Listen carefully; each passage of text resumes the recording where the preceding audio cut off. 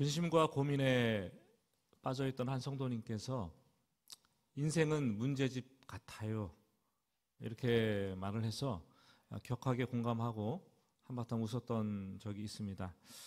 인생이 문제집이면 인생살이는 문제풀이입니다. 문제풀이. 어떤 사람이 풀어야 될 문제집은 동화백과사전처럼 아주 두꺼울 수 있고, 어떤 사람에게는 월간지처럼 얇고 다달이 다가올 수도 있을 것이고, 하지만 누구의 인생이든 쉽지 않은 것 같아요. 때로 사지선다형 문제로 다가오는 경우도 있는 것 같고, 때로는 한번 생각해서 쉽게 풀리지 않고 생각하고 또 생각해보고 풀어야 되는 주관식 문제도 만나는 것 같습니다. 그렇다고 누가 문제를 나 대신 풀어주는 경우는 없습니다. 내가 풀어야 됩니다. 그렇죠? 그렇게 해서 문제를 하나씩 풀어가다 보면은 청장년의 시간이 지나고 장년의 시간을 거쳐서 노년에 이르고 어느덧 인생의 끝자락에 다가온 것을 보게 됩니다. 부지런히 문제를 풀고 나가다 보면 인생의 끝이 도래하는 거죠. 우리는 지난 주일 말씀에서 이 아브라함과 사라가 기뻐하며 모처럼 웃는 모습을 보았습니다.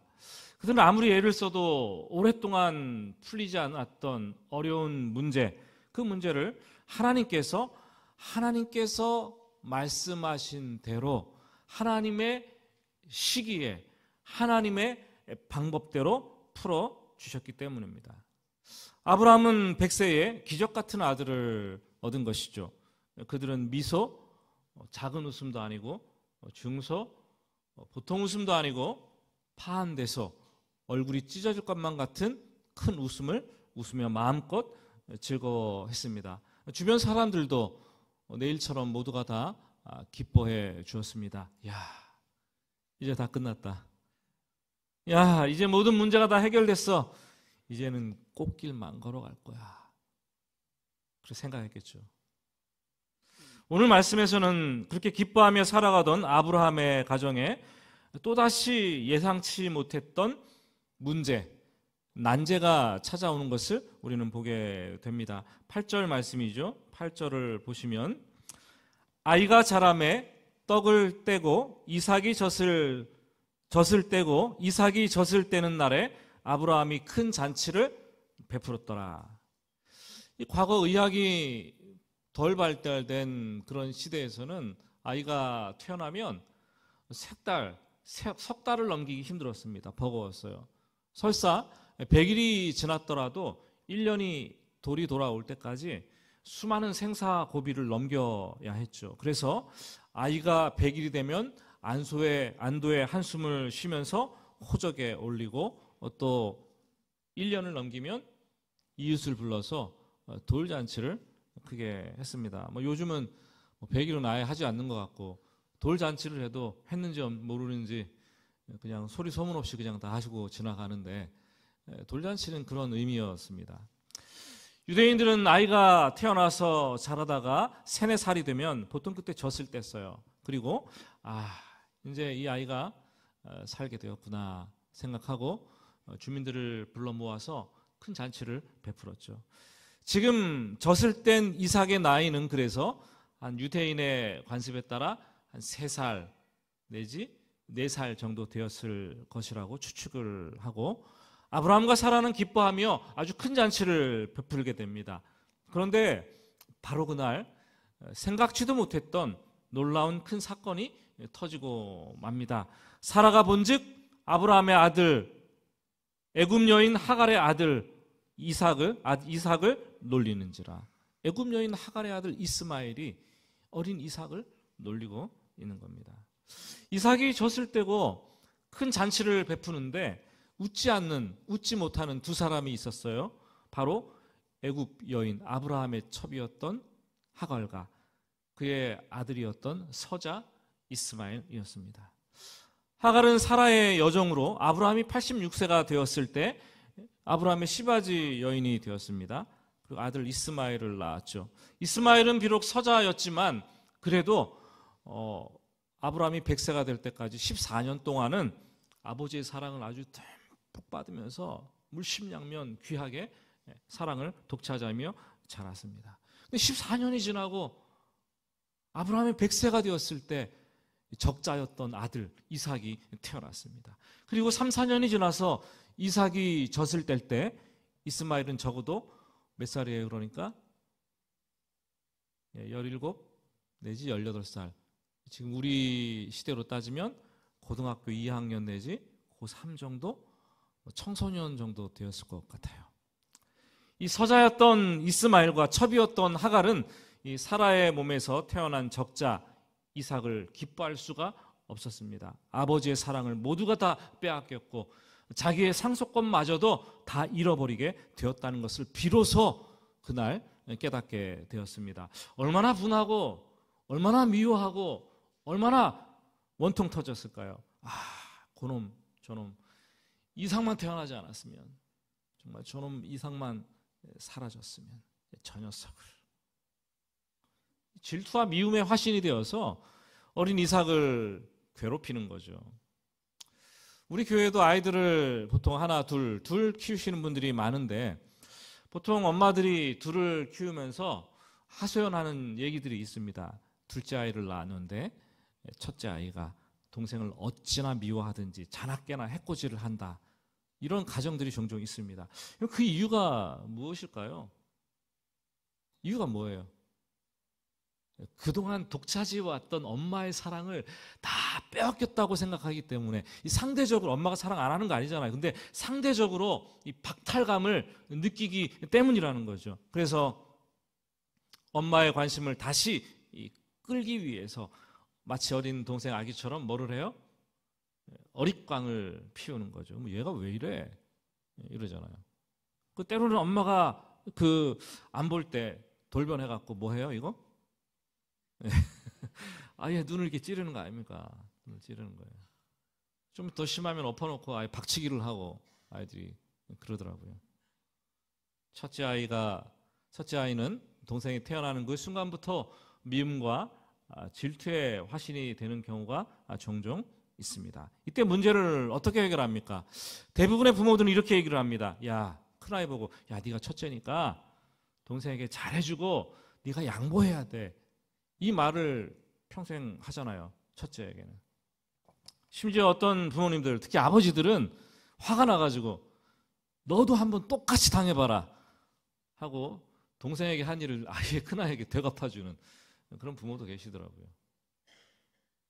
그러나 그때 올바른 부모 교육은 첫째 아이가 우선이라는 마음이 들고 느끼도록 그 아이에게 배려를 해 주어야 한다고 얘기를 합니다. 그래서 동생은 아직 어리니까 엄마가 도와주는 거야.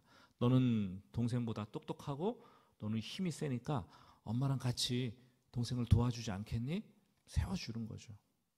첫째 아이의 우선권을 인정해주고 자존감을 세워주는 것이 문제 해결의 방법이죠. 방법. 그런데 불행하게도 아브라함의 가정에서는 어느 누구도 첫째였던 이스마엘의 우선권이나 자존심을 인정해주거나 세워주지 않았다는 거죠. 오히려 사라는 아브라함에게 크게 소리칩니다.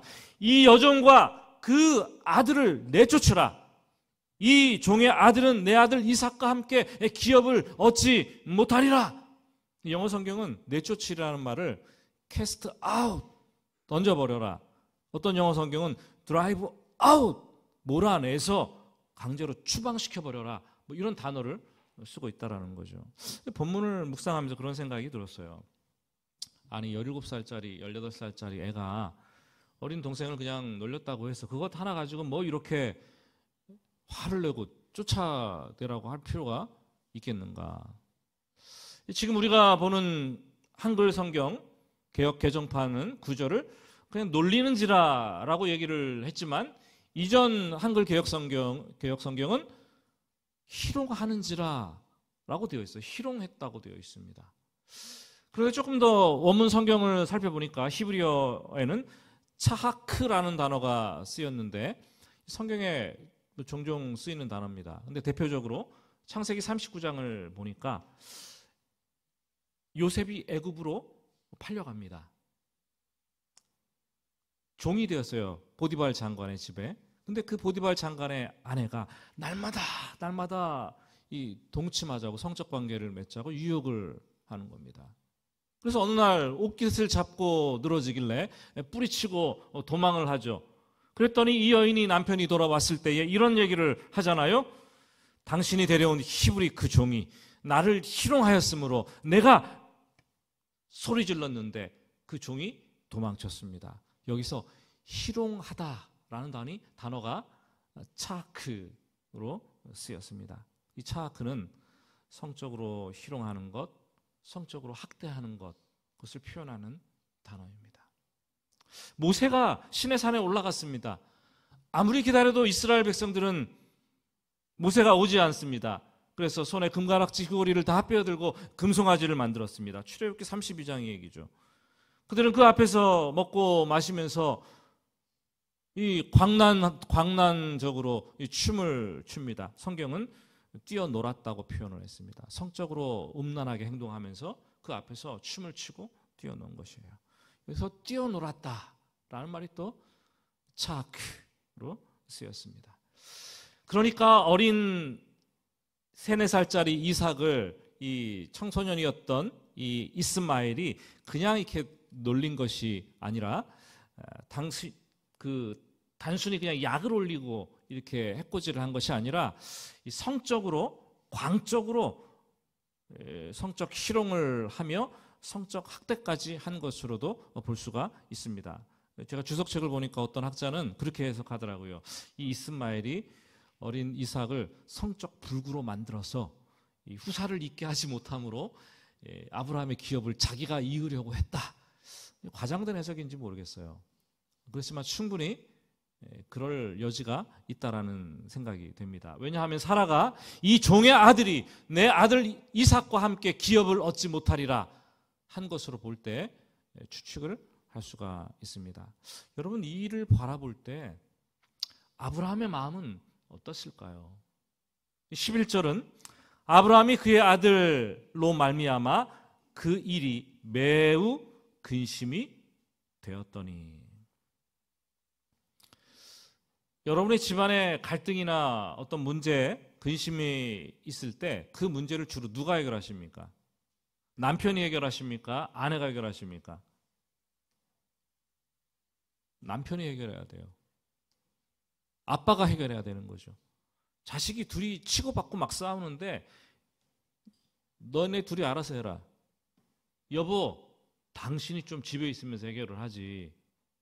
이렇게 얘기할 수도 있겠죠. 그 문제에서 슬쩍 빠질 수도 있을 거라는 생각이 듭니다. 이전에 신방을 갔는데 여집사님의 몸에 여기저기 멍이, 시퍼런 멍이 들어있는 거예요. 놀라갖고 물었어요. 아니, 이게 무슨 멍입니까? 막 감추는데. 나중에 얘기를 하는데 중학교 1학년짜리 아들내미가 덩치가 산만한데 정말 그 아들이 엄마에게 욕을 하고 엄마를 때린다라는 거죠. 맞고 있는 거예요, 아들한테. 중학교 1학년짜리 아들한테. 그런데 아빠는 그냥 모르쇠로 방관하는 거예요. 수수 방관하는 거죠. 아내한테 얘기합니다. 네가 오죽이나 잘했으면 그 아들이 그랬겠느냐. 엄마는 죽을 노릇이죠. 엄마를 나무라고 엄마에게 또 남편이 유혹을 합니다. 여러분, 이래서는 가정의 문제가 풀려지지 않아요. 풀릴 수가 없어요. 가정의 책임은 가족을 화평케 하는 것이고 남편이 갈등을 해결하고 아빠가 문제를 풀어야 되는 거죠. 어디 가나 어른이 있고 미성숙한 사람들이 있는데 뭐 어른이 됐다고 해서 다 어른 아니지 않습니까? 성인 아이들 많지 않습니까? 어른은 갈등을 경험하고 갈등을 풀 수 있는 사람이고 미성숙한 사람은 계속 갈등을 일으키는 사람이에요. 가정이나 교회나 우리 사회에서 어디에나 어른이 있고 어디에나 미성숙한 사람들이 있습니다. 가정에서는 남편이 어른 역할을 해야 되는 거예요. 그리고 교회에서는 갈등과 문제가 불거졌을 때 그 문제를 풀 수 있는 어른들이 있어야 돼요. 어른들이. 미성숙한 사람들만 있으면 계속 시끄러워지고 문제는 계속 커지게 되는 거죠. 지금 아브라함의 이 가정 매우 큰 근심이 있었습니다. 누가 풀어야 될까요? 아브라함이 풀어야 되는 거예요. 사라가 소리친다고 풀려지는 게 아니에요. 하갈이 잘한다고 해결되는 게 아니에요. 그 가정에 매우 큰 근심은 이스마엘이었습니다. 혹 여러분의 가정에 지금 매우 큰 근심, 문제가 있지 않습니까? 풀어야 돼. 손을 놓고 있다면 미성숙한 사람인 거예요. 풀어야 되는 거죠. 과거 아브라함은 하나님께서 아들을 주실 것이라는 믿음을 갖고 있었지만 아들이 당장 없는 것이 현실이었습니다. 시간이 오래되자 그때 하나님의 약속도 하나님의 계획도 세상 방법을 통해서 이루어지지 않겠나라는 이런 강한 유혹을 아브라함이 받게 됩니다. 이것을 우리가 보면서 우리가 믿음을 가지고 기다리지만 빨리 이루어지지 않을 때 빠질 수 있는 갈등과 함정과 위험, 실수가 바로 이런 경우입니다. 이것도 하나님께서 이루시는 방법일 거야. 이렇게 해도 되지 않나? 생각이 드는 거죠.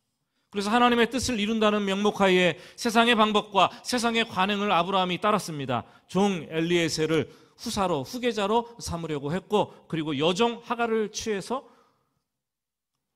이스마엘 아들을 낳았습니다. 그런데 시간이 지나니까 그게 화근이 되었죠. 문제의 불씨가 되었습니다. 지금 그래서 매우 근심하면서 그 열매를 따먹고 있는 거예요. 쓰디쓴 열매를 어떻게 처리할까 고민하고 있는 거죠. 여러분, 하나님의 계획, 하나님의 방법은 하나님의 뜻하신 방법대로 이루어지도록 따라가야 되는 거예요.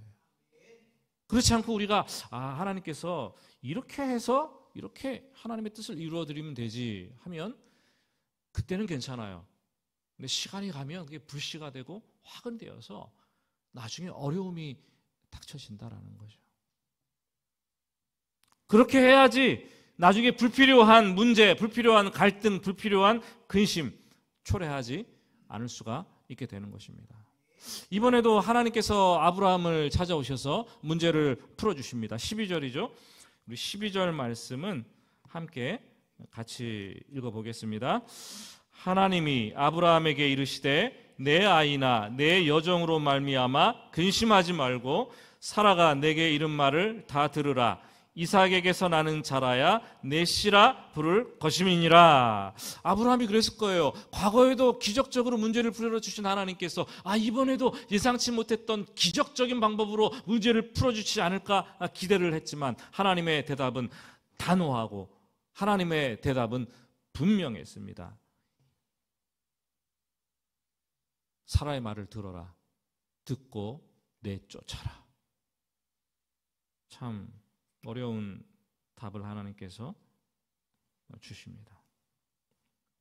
이때 아브라함의 마음이 얼마나 아프고 얼마나 고통스러웠겠습니까?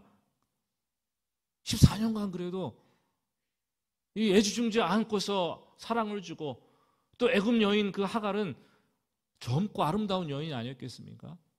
근데 그냥 다 내쫓으라는 거예요. 여러분, 살을 도려내는 것 같은 고통이었을 것입니다. 그러나 아브라함은 아침에 일찍 일어나 떡과 물 한 가죽 부대만 하갈의 어깨에 메어주고 그 모자를 내어줬습니다. 여러분, 하나님께서 말씀하시는 경우가 종종 있어요.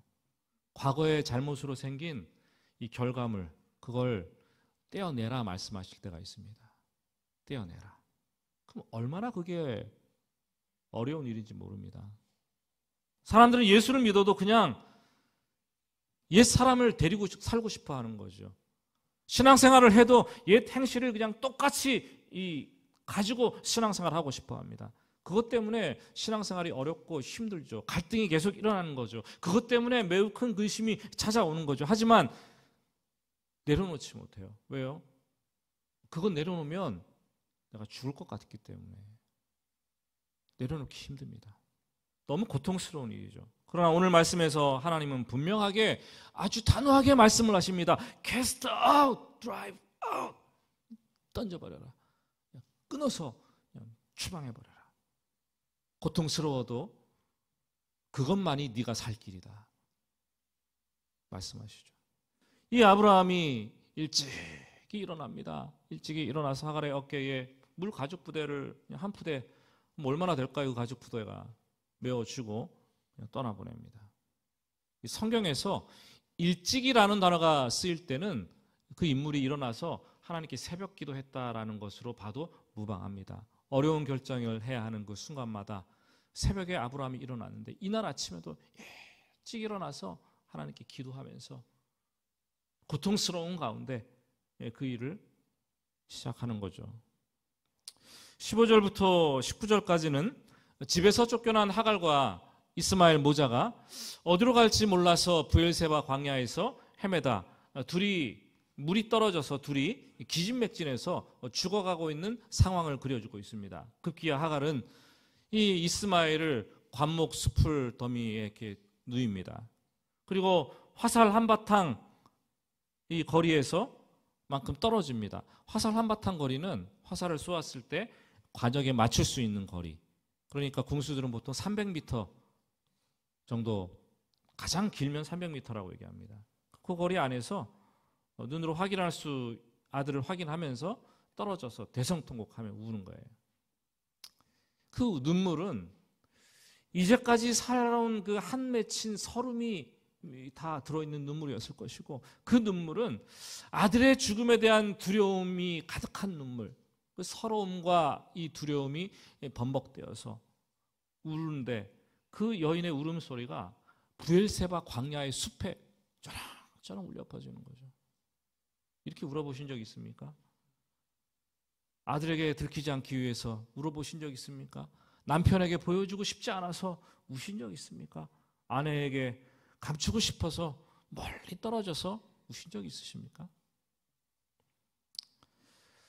참, 오늘 본문을 읽으면서 감사한 것은 하나님께서 만나주셨다는 거죠. 17절 말씀을 보면 하나님이 그 어린아이의 소리를 들으셨으므로 하갈아 무슨 일이냐 두려워하지 말라 하나님이 저기 있는 아이의 소리를 들으셨나니. 그런데 이상해요.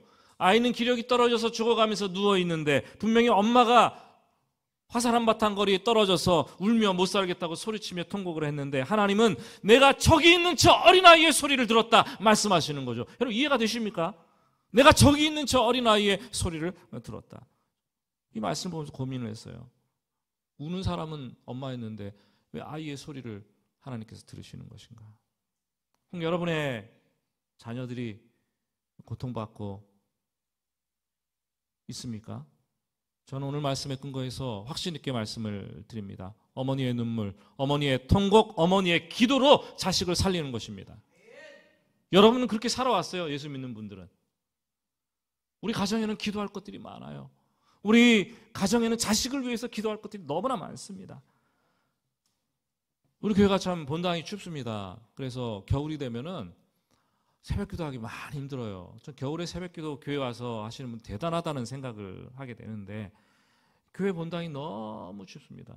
그래서 교회 본당에 와서 예배를 드리려면, 기도하려면 롱패딩을 입고 발에는 토시를 하고 그리고 무릎 덮개로 또 덮어야지 바람을 막을 수 있어요.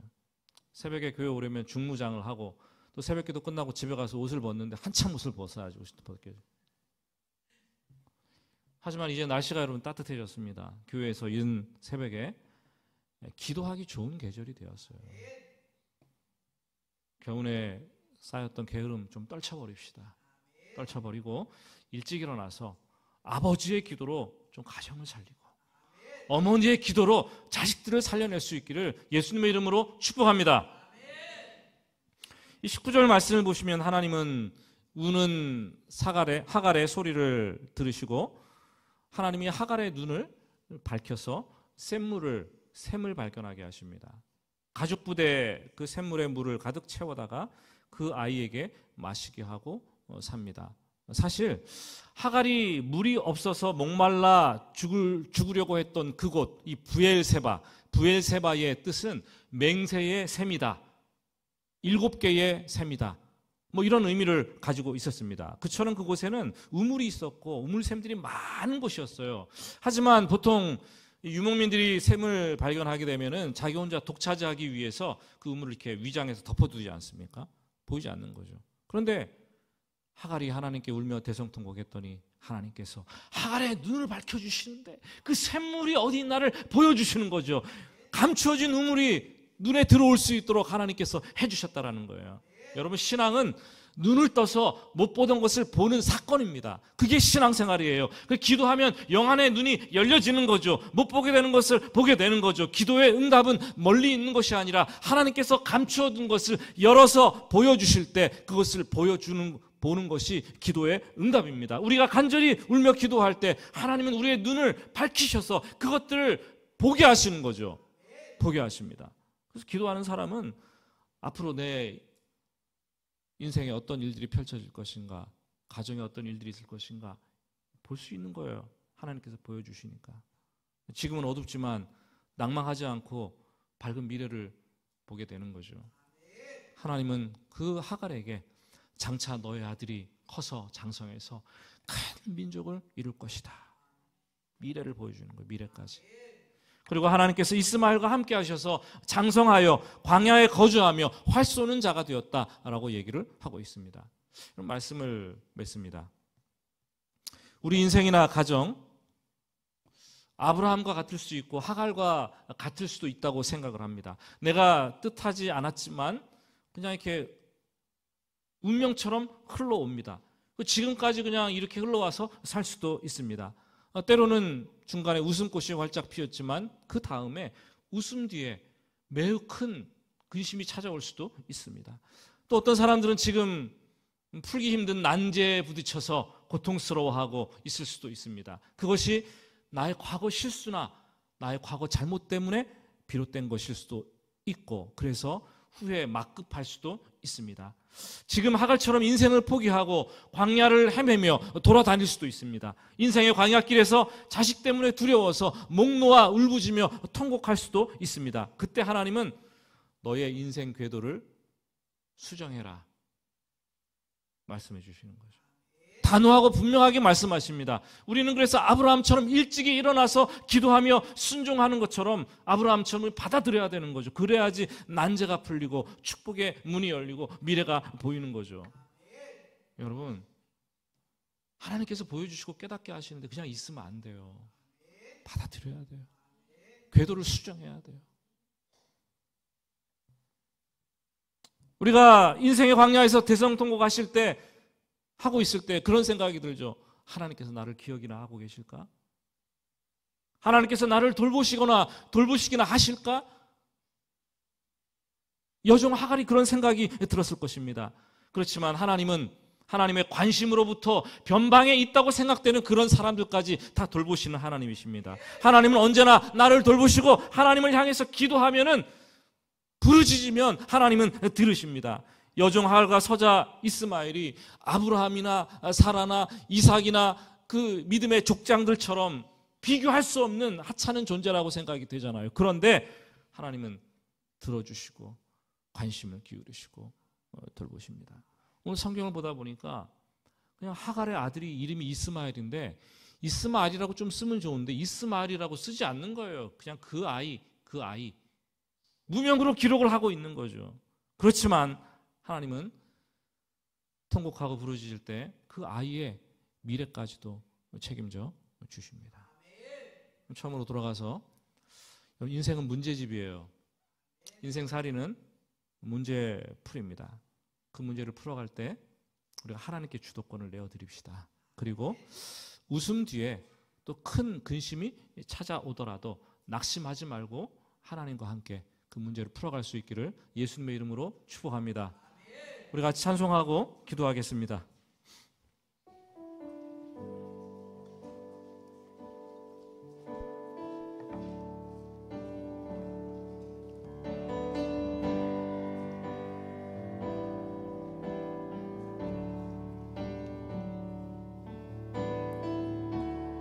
은혜 아니면 살아갈 수가 없네.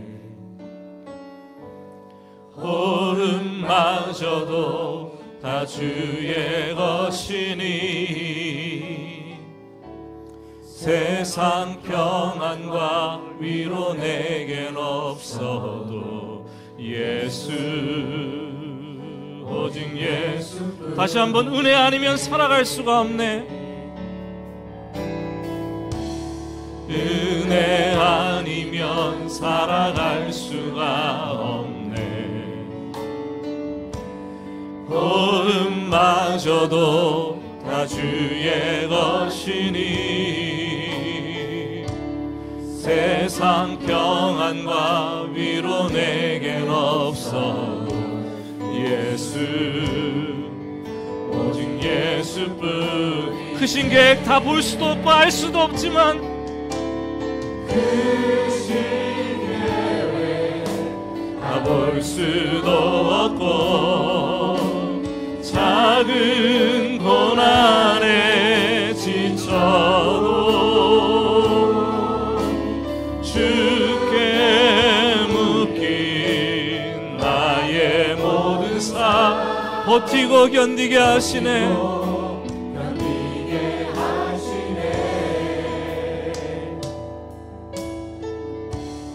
은혜 아니면 살아갈 수가 없네. 나의 모든 것 다 주께 맡기니 참된 평안과 위로 내겐 오신 주 예수, 오직 예수뿐. 크신 계획 다 볼 수도 없고 작은 고난에 지치지만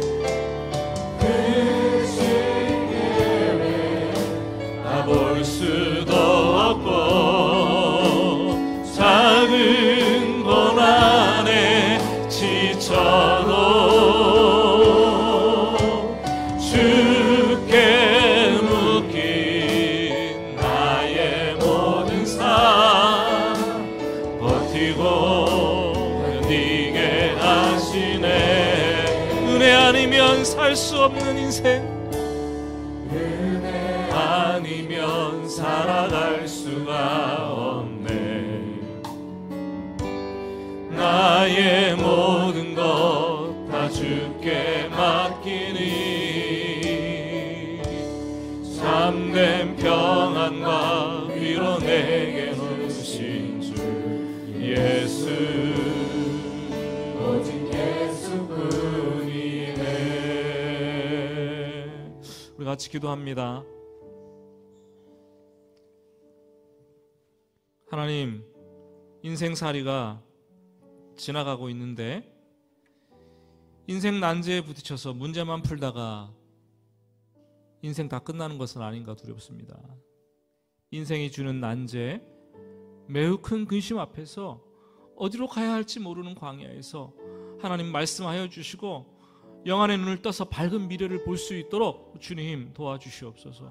하나님의 크신 계획을 다 볼 수도 없고 알 수도 없지만 하나님을 의지하고 문제를 맡기는 자들을 긍휼히 여기시고 평안과 위로 주신다고, 미래의 소망의 문을 열어주신다고 말씀하셨는데 제가 하나님 의지하고 하나님께 부르짖습니다. 혹 오늘 이 자리에 과거의 잘못과 실수 때문에 아파하고 지금 근심스러워하고 고통스러워하시는 분들이 계십니까?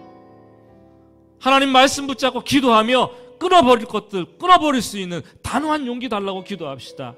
특히 아버지의 기도로 가정이 살아나고 어머니의 기도로 자식들을 살린다고 말씀하셨는데 생명이 약동한 이 3월에 기도하는 자리에 부모가 서 있기를 바랍니다. 그 자리 꼭 지켜내기를 원합니다. 하나님, 제가 이 자리 지켜내서 하나님의 주실 축복 받겠습니다. 내 자식 살려내겠습니다. 이런 결단을 오늘 하겠습니다. 우리 조용하게 기도하겠지만 여러분 간절히 결단하면서 기도할 수 있기를 바랍니다. 같이 기도하겠습니다. 하나님 아버지, 간절히 기도합니다. 오늘 말씀을 들으면서 참으로 안타깝고 마음이 아프고 힘든 것들이 있습니다.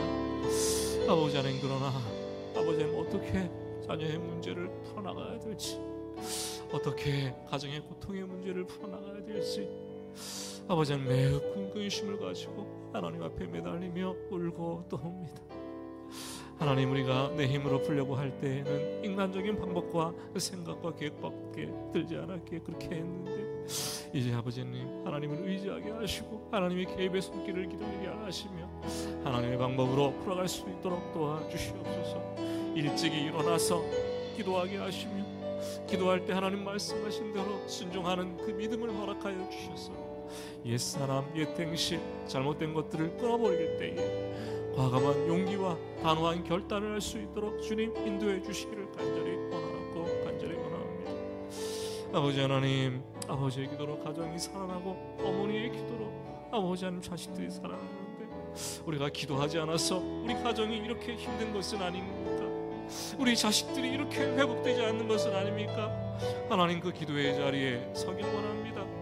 하나님께 부르짖으며 울며 통곡하여 기도할 때에 하나님 들으시고 응답하여 주시기를 간절히 원합니다. 기도할 것들이 이렇게 많고 고통스러운 문제와 근심들이 있는데 기도하지 못하는 성도들이 있다면 하나님 불쌍히 여기시고 하나님 기도할 때 크고 미란 일을 보여주시고 하나님 말씀하여 주시고 감추었던 샘을 열어서 축복의 샘이 되게 하여 주시기를 간절히 원합니다. 하나님, 하나님, 갑자기 부르짖는 영혼들을 불쌍히 여기셔서 아버지 하나님 주시옵시고 아버지 하나님 도와주시옵소서. 하나님 아버지, 매우 큰 근심, 고민이 있는 가정들을 불쌍히 여겨 주시옵소서. 과거의 잘못과 실수로 지금 아파하고 있는 가정들, 또 인생들이 있다면 하나님 기도하면서 문제를 직시하게 하시고 말씀하실 때 끊어내버릴 수 있는 담대함과 용기도 허락하여 주시옵소서.